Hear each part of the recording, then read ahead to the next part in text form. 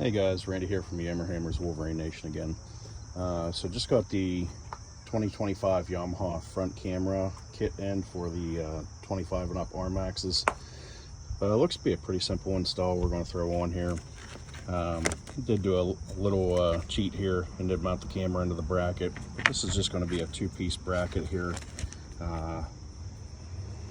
This will be the main housing here that holds the camera and it bolts into, and I just screwed the back two screws in just so I didn't lose them. They're tiny little screws here, but like I said, this back part will come off here and it'll mount here. I'll show you in a minute, right into this shaped channel right above the Yamaha emblem.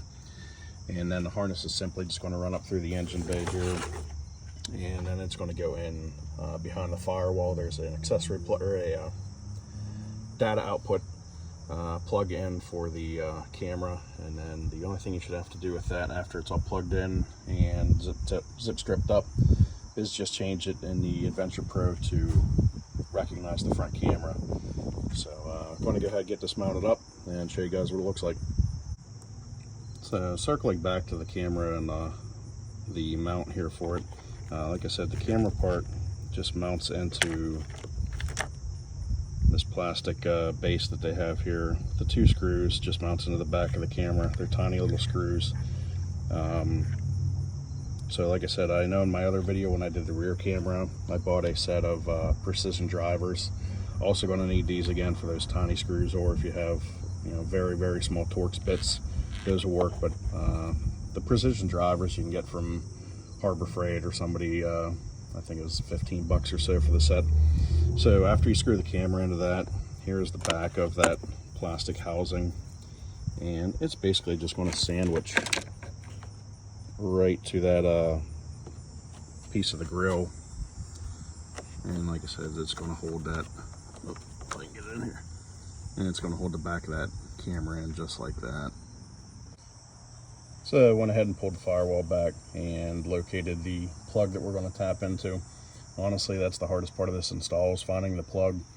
It's pretty much directly back behind the driver's side steering wheel column here. Not to be confused with, there's another plug that looks similar right here that's more central to the firewall. That is not the one you need.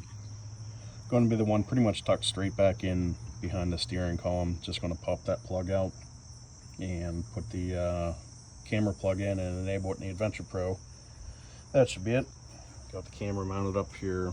Like I said, just the back of that screws to the bezel of the camera, and that's going to be what it looks like.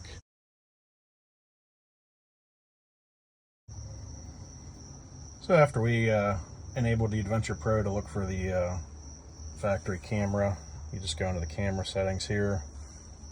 There's the rear camera, and then you toggle it here, and there's the front camera. And you can run these live as well during group rides as well. So if you want to run the back camera, see who's behind you, that's a good benefit with these as well.